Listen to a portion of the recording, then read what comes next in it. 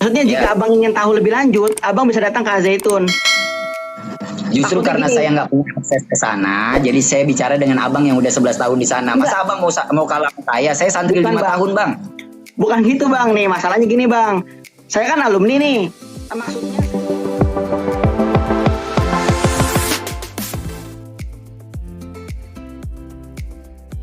saya takut ada perbedaan pendapat antara pihak Al-Zaitun. Nah, jika abang ingin tahu lebih lanjut, abang bisa langsung tabayun datang ke Al-Zaitun. Itu terbuka kok. Siapapun bisa datang dan bisa masuk. Oke.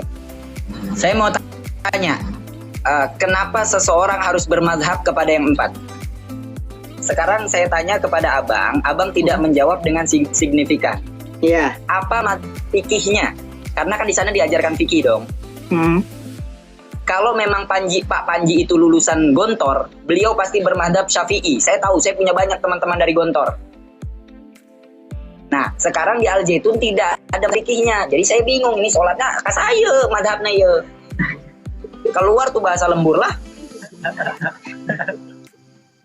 Jadi pertanyaannya apa madhabnya? Iya, apa madhabnya dan tata cara sholatnya bagaimana? Apakah sambil goyang-goyang tangan atau gimana? Goyang-goyang kaki gitu? Ya enggak dong, sama. Sama kayak abang sholat gimana kalau abang sholat? Loh, kok samain saya? Saya kan Syafi'i, saya bisa bertanggung jawab. Saya ditanya juga, saya jawab dengan dalilnya. Bila perlu saya pakai Iya, tadi abang kan nanya tentang tata cara sholat. Tata cara sholat ya sama seperti orang-orang pada lain umumnya. Coba abang sholat kayak gimana? Taklid madhabnya ke siapa? Enggak, kita nggak ada taklid kepada pihak tertentu karena kita tidak diajarkan untuk memutuskan seseorang. Oke, jadi begini. Saya tanya, abang mempelajari Al-Quran, kan abang bilang bahwa orang yang memahami Al-Quran adalah orang yang beriman, berarti abang beriman. Oke. Abang belajar Al-Quran. Belajar? Di Al-Quran itu pernah nggak abang lihat ada syarat sah sholat, fardunya wudu, niat mandi wajib, ada nggak? Nggak. Nggak ada, oke. Karena di Al-Quran tidak ada itu, Al-Quran juga tidak bisa sembarangan. Ada asbabun nuzul namanya. Sebab kenapa ayat itu diturunkan. Seperti fangkihu ma taba lakum minan nisa masna wa sulasa wa ruba. Kenapa boleh menambah? Jadi ini, Bang, ini abang nanya apa menceramai saya nih? Loh, bukan menceramai, saya ngasih tahu ke abang. Nanti abang jelasin versi Al-Zaitun itu gimana. Ini versi saya. Iya, sok silakan. Oke. Saya jelasin dulu nih, ini saya ya, ini saya. Kemudian, karena Al-Quran itu tidak bisa dibedah sendiri, adalah asbabun nuzul yang dipelajari, kemudian dibuat tafsirnya. Ada tafsir Jalalain, ada tafsir Sawi, dan lain-lain. Tafsir Zailani. Ya.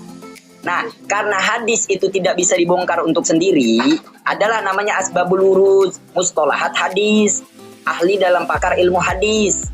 Ya. Kemudian dari Nabi turun ke sahabat, turun ke tabi'in hingga ke jam'ul mutaqaddimin wa jam'ul mutaakhirin.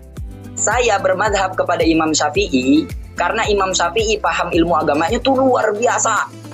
Di umur 9 tahun selain hafiz Quran, beliau kalau jalan ke masjid tutup kuping karena nggak mau yang didengarkannya itu jelek kemudian dihafal oleh Imam Syafi'i. Itu Imam Syafi'i. Makanya saya taklid kepada Imam Syafi'i dalam madhab fikih, dalam fikih saya.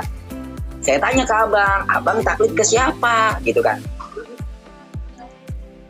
Untuk taklid nih bang ya, untuk taklid itu kita nggak ada untuk ke seseorang karena di sana tuh tidak diajarkan untuk menguntungkan seseorang. Nah, untuk pertanyaan ini saya yakin ini tidak akan ada ujungnya bang.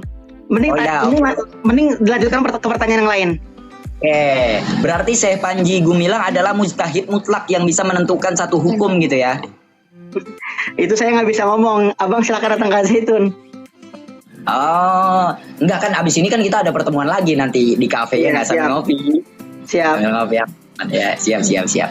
Oke, lanjut. Kalau ini udah di skip ya, soal ini di skip. Udah nggak bisa ngejawab, di skip berarti.